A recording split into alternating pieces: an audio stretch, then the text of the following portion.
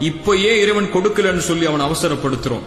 தகுதியான நேரத்துக்கு முன்னாடி தகுதி இல்லாத விஷயங்கள் கிடைக்கிறது அருள்கொடை இல்லைங்க, அது சுமை, மேலும் ஆபத்து. ஒரு தந்தை செல்வந்தர், அவர் செல்வந்தங்கிற காரணத்துக்காக 6 வயசு பையன் விலையுயர்ந்த காரை ஓட்ட கேட்கிறாங்கிறதுக்காக கொடுக்க மாட்டார். ஏன்? 6 வயசுல அந்த காரை ஓட்டுறது ஆபத்துன்னு அவருக்கு தெரியும். ஒரு தந்தைக்கே இந்த அக்கறை இருக்குன்னா 99 மடங்கு தந்தையை விட அன்பு வச்சிருக்கக்கூடிய நம்மளை படைச்ச இறைவன் நமக்கு எந்த நேரத்துல கொடுக்கணுங்கிறத தெரியாமையா இருப்பா?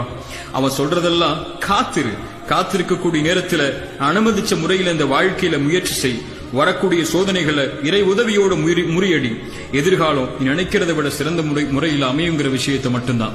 இந்த உலகத்துல 2 மனுஷங்க இருக்கிறாங்க. சோதனைகளுடைய காலத்துல காத்திருக்காம அவசரப்பட்டு உடனே சோதனைகள் நீங்கணும்னு சொல்லி இறை கட்டளைக்கு மாறுபட்டு மேலும் சோதனைகள்ல சிக்கி கவலை ஏற்பட்டு இறைவனையை குறை சொல்லக்கூடிய மக்கள் ஒருபுறம், சோதனைகள் வரும்போது தன்னாலான முயற்சியை செய்து பொறுமையை கடைபிடித்து இறை கட்டளைக்கு கட்டுப்பட்டு நல்ல குணங்களோடு நடந்து கொண்டு இறைவன்ட்ட, இறைவா உனக்கு தெரியும் என் வாழ்க்கையுடைய பாதை, நீ என்னை கண்காணிக்கிற, என் ஒவ்வொரு எட்டும் உனக்கு தெரியும், நான் முயற்சி செய்யற, எனக்கு நீ நியமிச்ச நேரத்தை காலத்தை எதிர்பார்க்கிற, நீ விரும்புறத கொடு இறைவா, விரும்பாததற்கு காத்திருக்கிறன்னு சொல்லக்கூடிய கூட்டம் இன்னொரு புறம். இதுல எந்த கூட்டத்துல நம்ம இருக்கோங்கிற கேள்விதான் இந்த நேரத்துல நமக்கு தேவை.